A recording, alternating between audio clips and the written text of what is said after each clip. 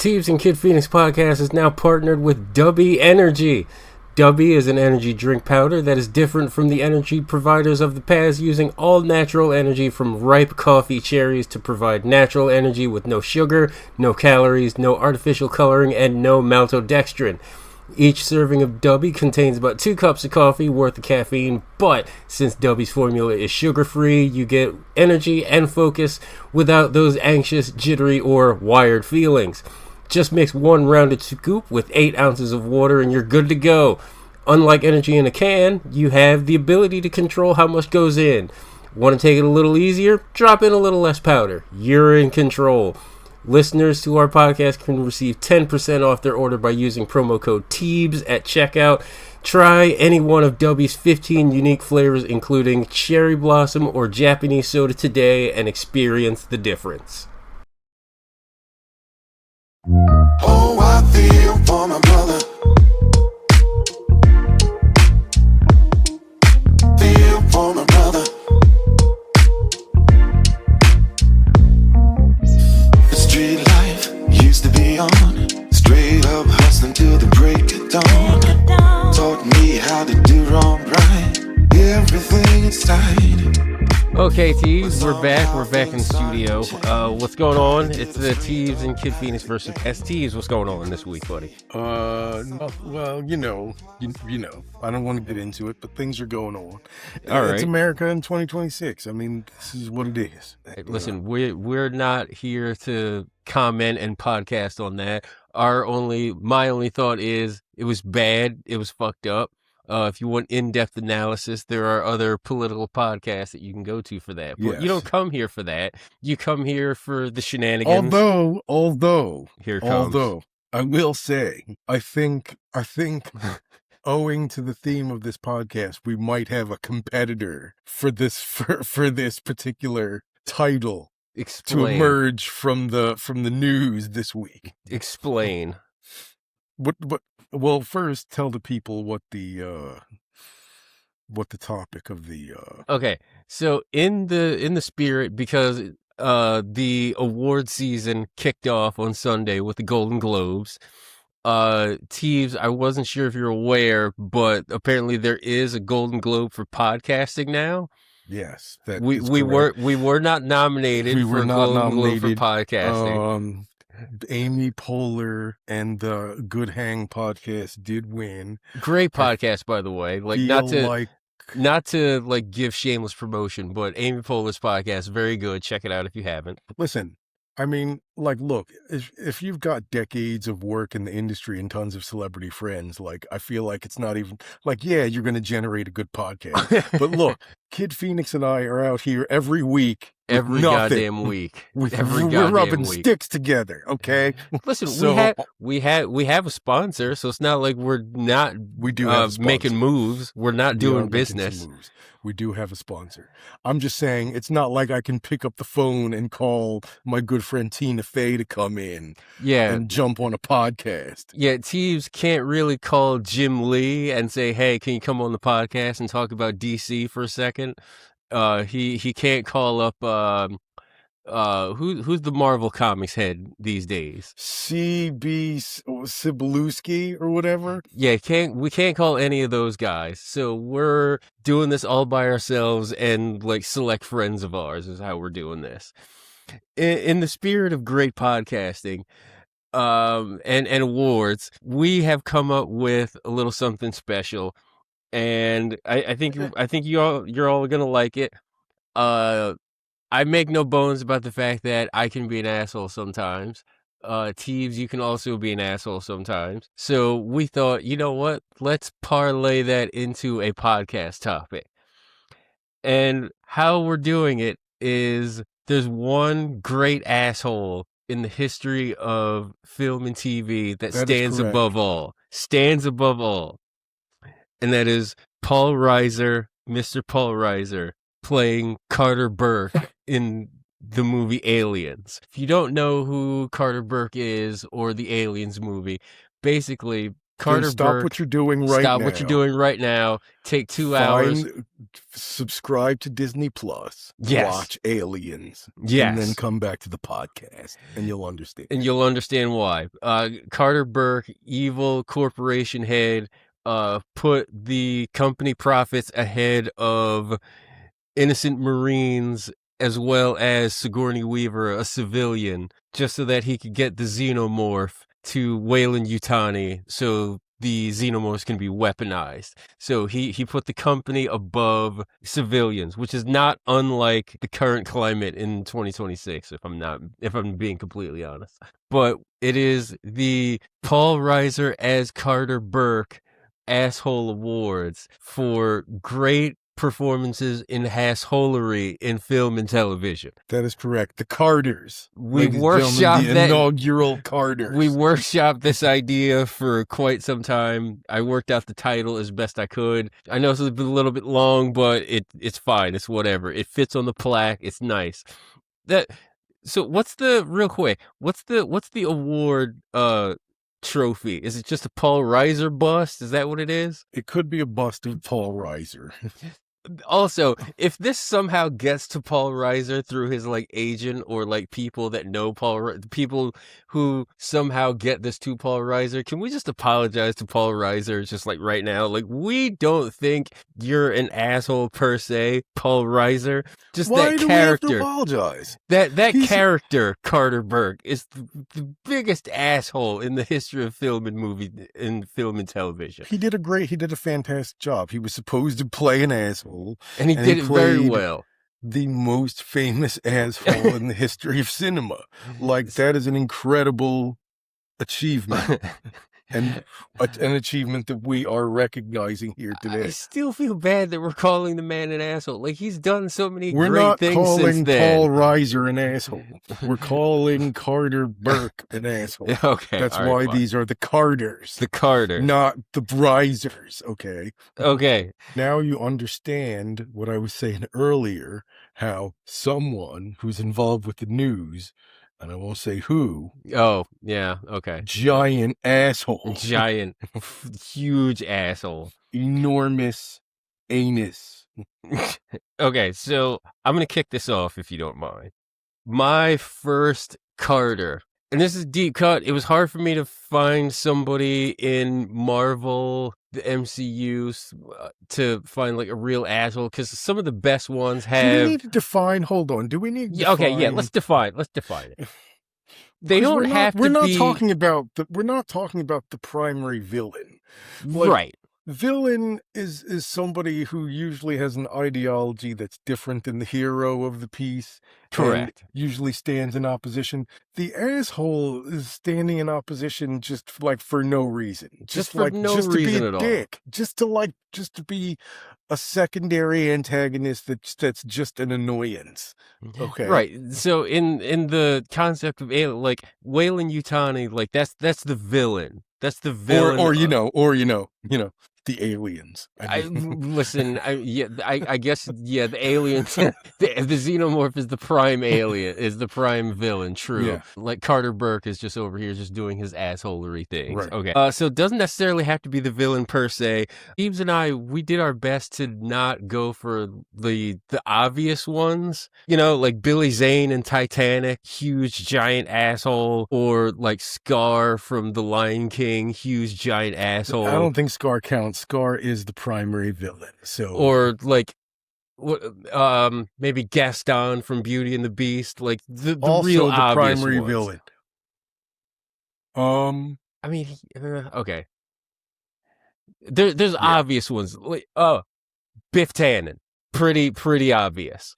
Biff Tannen, extremely obvious, is the primary villain of the Back to the Future franchise. No, okay. I will perfectly illustrate the concept. This. All right. With our Draw this out. First asshole award winner. All right, Teebs' first Carter. For the first Carter, for phenomenal achievement in psychotherapy. We've got Dr. Silberman from the Terminator franchise. Okay, I like that. I like that. Dr. Silberman, again, not the primary antagonist, locks up Sarah Connor, just kind of being a dick, just kind of played as a dick. Although, I will say this. I will put him on there with an asterisk. And I will say... An asterisk? Yes, with an asterisk. Yes. I will say...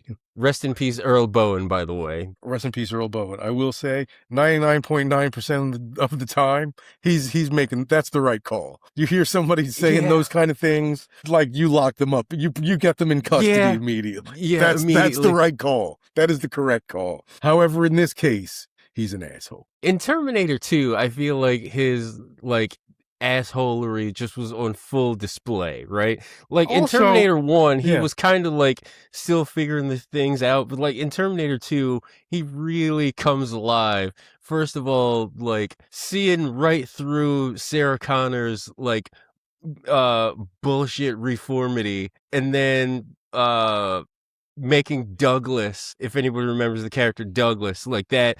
Oh, that guy's also an asshole. Douglas from Terminator 2. But nurse. I don't know. No. See, when you engage in criminal activity, that's beyond the level of being an asshole. When we get to sexual assault. Yes, sexual assault means you've crossed the threshold and are no longer and are eligible for some other kind of hardware, not necessarily a card. Handcuffs. Handcuffs, yeah. Continue with Dr. Silberman. My question is, how the hell did he survive the giant Mercathon in the police station in the original Terminator movie? Sorry, spoilers for a 46-year-old movie. Here's how he survived it. If you recall, he left the wasn't police station. Right, he wasn't in the police station when the murking happened. And then also didn't get murked in Terminator 2 in the hospital during the hospital chase scene because the T-1000 was not his target. Right. And then also the T-1000 didn't copy Dr. Silberman, which I thought would have been... Why would you? I mean, that would have kind of been kind of perfect, right? He's the hospital administrator. He has access to everything. But by the time the T-1000 found Sarah and Arnold and John Connor, they were already on their way out. So what's the hospital administrator going to do? Anyway, we're in the weeds here. But Silberman, first gigantic Carter. Bleeding anus. All right, yes. My first Carter.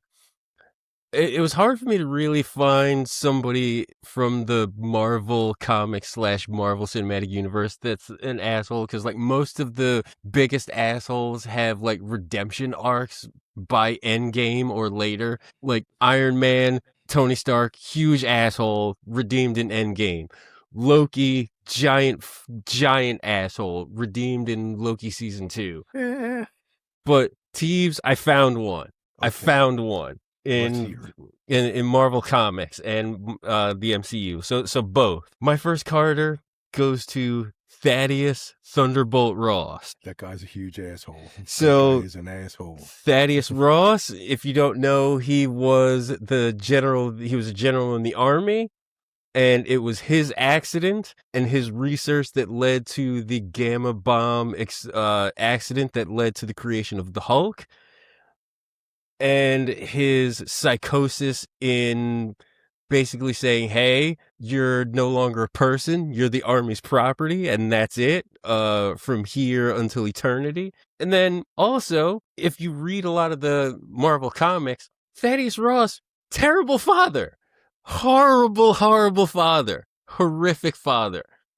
I mean, he'd have to be pretty bad for his daughter to look at Bruce Banner, the Hulk, and be like, not such a bad guy. So hold on though. Pretty good guy. So that Hulk, he's all right. Go. So let me. I agree with you. That. Don't like the cut of the Hulk's jib. If I wouldn't want my daughter dating the Hulk, but at the same time, Teebs, would you use your daughter as bait to catch the Hulk? I would not. Thaddeus Ross did that. I'm not an asshole like Thaddeus Ross. I mean, would you align yourself with MODOK and Abomination and lead to Betty Ross's death and then recreation as Harpy / Red She-Hulk? I don't think if we were parents, I would like to think that we would not subject ourselves. Wouldn't subject our children to that. That is true. Also, something that's very difficult to believe is that in Captain America, the latest one, Brave New World, Thaddeus Ross is somehow president of the United States, and that is just so far-fetched. They would never let somebody who is that unstable and is clearly not a human color and somebody who has an enormous penchant for authoritarianism become president. Just let me walk that back. Let me think. Hold on a second. Let me mull that over. Are you sure we wouldn't do that as a nation? But yeah, Thaddeus Ross, I found an MCU candidate. Huge asshole. I found him. I found him. Okay. Good stuff. Good work. Good work. All right. I'm gonna. You know what? I'm gonna go one more. Give me one more. This is a double award. Somehow this person has 2 awards just by himself. He's coming to the stage. He's getting 2 Carter busts. Wayne Knight in both Jurassic Park and Seinfeld. Huge, gigantic asshole. All right, he's not. I disagree. He's not an asshole in Seinfeld. Okay, okay, make your case. He's the prime. He's a villain, but like he doesn't actually do anything that ever really interferes with Seinfeld's life, except they date the same woman one time, and like. He just seems like that asshole next door neighbor where you just walk in and he's just causing all kinds of like grief and torment. You're just like, no, fuck. that is not. No. Whereas in Jurassic Park, he directly led to a lot of death in the park. Lots of murder. Lots of death. For his own profit. Kind of snarky, kind of a know-it-all, and he's just like, you know what? I'm out here for me. I don't care what happens if all these dinosaurs get out. Not only am I going to put all these innocent people in danger, I'm going to screw over the company that paid me hundreds of thousands of dollars, create this giant catastrophe, and then make the new company uber successful at the cost of like human life and all kinds of like treacherous, dangerous behavior from, 65 million year old reptilian creatures. Okay. So now Wayne Knight, you dispute this, you dispute the Newman thing, that's fine. I can live with that, but you got to give me the Dennis Nedry. You got Dennis Nedry. All hail the Dilophosaurus for doing what was necessary in the middle of that movie, spraying acid all over Wayne Knight's face. Clearly deserved it. And that's all I have to say about that. All right. So we're going to move over to the Star Trek universe for this next one. I feel like we have the same person, but go ahead. In the category of special achievement in officious prickitude, we have any flag officer in Starfleet. Any of you, if you are an admiral in Starfleet, you're an asshole. I don't know what it is. I don't know what it is about that job. I don't know if it's all the paperwork. I don't know if it's the fact that you're behind a desk when you really want to be out flying starships. Whatever it is, you're crawling up everybody's ass. Admiral Nechayev, dick. All right. Special achievement in officious prickitude, any flag officer. Listen. But wait, Kirk was an admiral at one point. Yeah, but he was a dick when he was an admiral. Don't you remember? I do. I remember. I remember. Undiscovered Country, I think it was. No, in Undiscovered Country, he's actually back to captain. All right, I just don't remember 5 at all, but continue. He's an admiral in the motion picture, and his first act is an act of dickitude. Oh, hey, hey, Captain Decker, fuck you. You're back to first officer. I'm taking command of this enterprise, and I'm going to go fight that thing. You sit down. Oh, and guess what? You have to be science officer too, asshole. Just sit there. Wow. So he removed somebody from the captain's chair and then moved him to science officer. Yeah, kind of a dick move if you demote somebody. Like how long was he in the captain's chair prior to Kirk taking him out? He never was in it. All he got to do was oversee the refit of the Enterprise. And then by the time when they're ready to take it out of the garage, take it for a spin, here comes Kirk, and he's like, hey, I'm going to take those keys. I'll be driving this thing. You can fucking sit in the trunk, Decker. So this is me hoping that the Admiral in Starfleet Academy is not a huge dick. That would be nice. Don't be a dick to the kids, you know. Like, they want to learn, give them a place to learn. Don't be a dick about it. But yeah, Admiral Nechayev, Admiral Satie, Satie. The admirals from Code, not Code of Honor, the one where Wesley Crusher crashes, like, is trying to do some super special maneuver. The Culver Starburst, man. Episode. One of my favorite Star Trek episodes. Those guys are dicks. Admiral Quinn from the first season, who like just gets an alien inside him and starts beating the shit out of Worf for no reason. Yeah, all no good. Wow, special shout out to Captain Jellicoe, who again, that's a lot of people think are an asshole, but not on this podcast. We love Captain Jellicoe because he got Counselor Troy to wear pants. We appreciate that. Again, we love pants. Okay, so Teebs, in your opinion, in your estimation, what is it about Starfleet that when you go from captain to admiral makes the asshole level just rise? Like, what makes you be more of an asshole in your estimation? Just like you've seen some shit and you're just like, you got like the old war stories. I think so, because most of these admiralty positions are administrative and they're not like, so I think a lot of these guys come up, like they take a token command somewhere for a couple of years and then like, they get behind a desk and like that's what they're doing. But like, I don't know. Do you know anybody who's an administrator that's done it for a significantly long period of time that's not a dick? I'm like, honestly, like it's tough. They have a hard job. They're overseeing like an entire section as opposed to like a 1-star ship. You don't want to cut them. You don't want to run them some bail like at all. Dude, you don't have to be a dick about it. Okay. That's fair. You don't have to be a dick. I think this also might extend to Battlestar Galactica because once Adama was an admiral, he was a dick too. I think it's just something about being like somebody aside from like the admiral from the HMS Pinafore or whatever. I don't think there's a single admiral in fiction that's like happy about it. I don't think there's one. Like Admiral Horatio Nelson. No, he's not. He's missing like half his body. He's not happy. That's not a guy you want to be around. No, like. I guess there's just something about being an admiral that makes you an admiral. Anyway. You want to go one more? Because I actually have something related to the Star Trek universe. Oh, yeah. Go ahead. Go for it. How do you feel?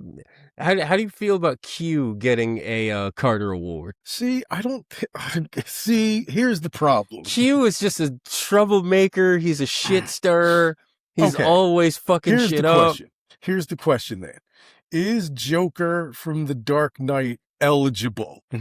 I mean, I would say he's more on the criminal psychosis side as opposed to just being a general dick. Because Q never actually he never attacked the Enterprise. He was never he would put them in harm's way, no doubt, but he would never actively take an active role in trying to hurt anybody on the crew or hurt anybody on the Enterprise. That's fair. He's like, okay, I think you guys are stupid, so I'm going to see what you're up to. I'm going to see if we can handle this Farpoint situation.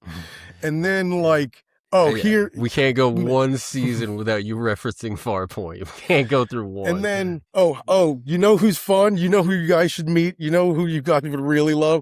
The Board. Meet these guys. I'm going to take you out here and meet these guys. That's going to be fun. And then like by season 4 or 5, he's like helping Picard with his love life. Like this is not an asshole. This is like your uncle that comes by and like fucks shit up, but like he's fun, so nobody cares. Like he's that guy. All right. Okay. Argument heard. We will rescind Q's Carter for now. Who you got? Oh, no, it's your turn. Okay. I just did the entire Admiralty of Starfleet. I think you're all right. From the Star Wars universe, we'll go with this. And I'm pretty sure we talked about this one. Teebs and I are of a certain ethnic persuasion, as you can see on the video YouTubes here. If you're watching us on video YouTube, of course, if you've been following us for 5 seasons, then you know what ethnic persuasion we are. So we are both we're both Korean. No, we're not. We're not Koreans. So we have a certain tolerance level for the idea of slavery, in the sense that it's zero tolerance. So where you're going with this. In the Star Wars universe, I would like to give Watto a Carter. Why? Okay, Watto, number one, he is just like a benevolent slave owner. Like he's got kids working for him. That's number one. That's number one I can't get behind. Number two, he's greedy, he's seethy, he's low down, he cheats, he does all kinds of wild, wicked shit just to advance his own purposes. Kind of a dick to Anakin when he's trying to do the pod racing, and he's just like, oh, you know what? There's no way you're winning this thing, so you know what? Fuck it, I'll double the bet. Like, not only am I going to get you, but I'm also going to get all your friends' shit over here, too. Okay, listen. Kind of a dick move. I feel like you're giving Watto a little bit of a hard time, but in order to make that point, I would have to like somehow. There's no way to defend that. You have to support slavery. There's no way to defend that point without like tacitly or untacitly supporting slavery, and I can't do that. So I'll let you have that. I'll just come with a counterpoint. Okay. Sebulba, huge asshole. Kind of a dick. Huge asshole. And you know what, Watto might be a slave owner, but he's never tried to eliminate an entire pack. He's never tried to kill an entire pack of racers for funsies. He's never committed outright vehicular manslaughter, to my knowledge. To my knowledge. All right. You're holding a nice Carter bust. Who's the next one you're giving to? Okay, so I know you don't know who this person is, so I'm going to have to fly pretty solo on this one. Try me. But for special achievement in academic assholery. Wow, academic asshole. Jesus. We're going to go with Dolores Umbridge from the Harry Potter franchise. Look. Wow. Did not see this coming. Didn't see this coming. No, listen. I know you stopped at Goblet of Fire. I know. Yes, I did. So you don't know what I'm talking about. But basically, here's what happens. You know how at the end of Goblet of Fire, sorry, spoilers for a 22-year-old movie? 22-year-old movie, yeah. At the end of Goblet of Fire. We need to have a podcast on the ethics of spoiler alerts at this point, too. Yeah, okay. Dolores, okay. So at the end of Goblet of Fire, Voldemort's back. Everybody, people saw it happen. Cedric Diggory gets murdered, gets murked. So in the next movie, Harry and the gang are like, look, we got to get ready. The dude's back. We need to fucking get this shit under control. We need to get the troops together. Right. Which makes sense. What happens is the Ministry of Magic says, Dumbledore, you're out. Kid died on your watch. You're done here. Here's this bitch, Dolores Umbridge, gonna come run Hogwarts. And you know what she does? First thing she does, defense against the dark arts. We're not teaching that anymore. No good. Yeah, that's the Dark silly. Lord's on the loose. That's silly. We're just not teaching that. Just That's not stupid. gonna do it. That's We're stupid. done. That's stupid. Makes Harry write a thing that causes him pain. Watch Order of the Phoenix, so you get on board with this. Okay, Jesus Christ. I feel like there's a lot of dicks in academic movies. There's some that are kind of defensible. We could we could also give this award to any dean in any 80s movie. So Dean Wormer in Animal House. Dean Yeager from Ghostbusters. Yeager in Ghostbusters. Was there Dean in Revenge of the Nerds? No, there was there was no Dean. There was just the Dean was cool, but the football coach was kind of a dick. Right, it was a football coach. And for any case, he wasn't the dean. He was just the national leader of the Tri-Lambs, right? Right. So the principal from Breakfast Club, I'll throw him some bail. By the way, I'll throw him some bail. Just a moment. Revenge of the Nerds movie you cannot watch in 2026. You cannot Can't do it. I know. Don't even mention it. I had to reference it for burn it from your memory. I had to reference it for the purposes of the point we were making. The principal from Breakfast Club, I'm gonna throw him some bail because he's just doing his job. He's pissed off. He's got to be there on a Saturday. I can understand that. We went to Vidiots. We went to the Great Vidiots in Eagle Rock, California, the other day to watch the Breakfast Club. Yeah, and I gotta say, now that I'm middle aged, those fucking kids were out of control. I kind of side with the principal at my age. Yeah. They really needed to be shown some shit. The principal from Ferris Bueller, I don't think he was an asshole. Ferris Bueller might be eligible for. I see that I was gonna say we're going down school things. Is Ferris Bueller eligible for a Carter? Terrible student, terrible friend, terrible boyfriend. Yeah, There were so many of those kinds of kids in those 80s high school movies. Maybe not kids. So Ferris Bueller, maybe not Sean Penn in Fast Times, who's more of a stoner. The disciplinarian in Fast Times, again, I kind of throw him some bail because he's just out here doing his job. The clear asshole in Fast Times is Mike Desmond, right?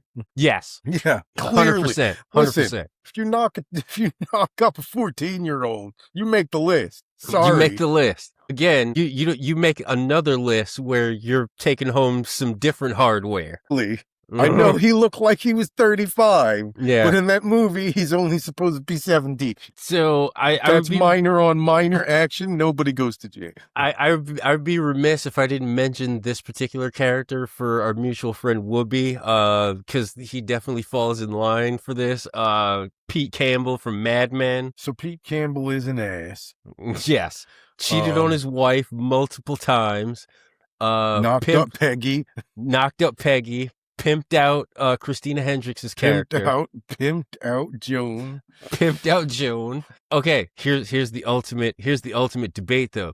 Who's the bigger asshole, Pete Campbell or Don Draper? See, here's the thing. Don Draper makes no bones about being an asshole. Right. In the early seasons, in the first couple seasons of Mad Men, Pete Campbell is supposed to be, he's portrayed as this wholesome married life type compared to Don Draper. Yeah. In the first couple seasons of Mad Men, yeah, Pete Campbell is you might even be him and Peggy are neck and neck for who's going to be the primary secondary character. Right. And then Peggy, it becomes Peggy clearly. Okay. So I have a problem with one of your previous awards. Which one? I think we talked about Watto before. You made your point. Yeah, but I think we have to extend that to any slave owners in any motion pictures. Except. Don't you dare say the proprietor of Candyland. Don't you dare say it. How do you feel about the dude who bought Maximus and trained him to become a gladiator? That's tough. Okay. Well, I mean, he didn't teach him how to fight, but he did teach him how to become a gladiator. How do we feel about that dude? Because technically Maximus is a slave. Okay. This is an interesting thing, because now we're kind of like splitting hairs, where it's just like, is he better or worse because he sold slaves for battle as opposed to selling slaves to like do hard labor? I think that's worse. I think that's actually worse. If you're not Maximus, it's a pretty rough day. Right. It's not. You're not having a great time. So my second question is, do we give him a little bit more of a pass because he was not he was not prejudicial when it came to the color of the skin of particular gladiators? He had gladiators of all colors and persuasions. Okay. He was an equal opportunity slave owner. Okay. I know it's a horrible thought experiment, folks. We're sorry. I know. If someone is racist against everyone but their own race, that does not mean that they favor equality. Romans thought Romans were better than everyone else, so anyone else could be a slave. It did not matter. Okay, so, like, all right. I don't think I was want to reward. I was not in the weeds about Roman societal classist structures. I don't think you want to reward broad spectrum racism. Fair. I concede that. All right, so all slave owners. All slave owners. That's fine. I'm fine with it. The worst one. I mean, listen, Leonardo DiCaprio playing Candyman was so fucking good. Like, the performance was great. I don't know if I can top that one off the top of my head. No. Teebs brought this one to my attention, and I feel like it's 100% accurate, and I feel like I may have to include audio of this next person in one of the businessmen categories of assholery. Alec Baldwin from Glengarry Glen Ross. Very, like, a special I don't know what the special achievement is there. Special achievement in demotivational speaking. So first of all, he like busts in, and so who's in there? It's Ed Harris is in there. Ed Harris is in there. Jack Lemmon, Alan Alda. Al Pacino's not in the room at that point. Al Pacino's not there. Kevin Spacey's there. That's it. It's just the three salesmen. Kevin Spacey, that are making the least amount of money, and he's trying to motivate them, and he basically starts out by saying, "Hey, do you see this watch on my wrist? This watch costs more than your car." Just wow. Just flashy. Oh, just flashy dick. Had a lot of that in the 80s too. Gordon Gekko comes to mind. Gordon Gekko was a criminal. I mean, that puts him in a slightly different weight class and makes him ineligible. Yeah, he's white collar criminal. All right, that's fair. I concede that. Alec Baldwin in Glengarry Glen Ross, just like one of the best. Like, if you have like 5-6 minutes, just watch that scene of Alec Baldwin in Glengarry Glen Ross. We'll try to post it in socials after this. Do you have any more to hand out, Teebs? Because I'm saving my best for last, and it's going to be my last one. I'm saving my best one for last. I do want to make a special shout out for Walter Peck. However, okay. I feel like we should mention it. Let's get into this right now. Let's do this right now. It should come up. Let's do this right now. It may come up. Walter Peck, not an asshole. Yeah, we've had this debate. Openly. Walter Peck is doing exactly what you want a committed, dedicated civil servant to do. 100%. He works for the EPA. He hears that there's some people in Soho throwing around radiation and some other kind of toxic substances. He heads down there right away. He hands out cease and desist. Like, that's the dude you want. Any other movie, he's the hero. And then when the firehouse blows up, it is complete. His work is completely justified until the Ghostbusters explain what the hell is going on. So Will Atherton as Walter Peck, not an asshole. Will Atherton as Dick Thornburg, however, gigantic asshole. Gigantic. Let me just tell you the award for special achievement in journalism. It's journalistic assholery goes to Dick Thornburg, and this is my creme de la creme. This is my number one.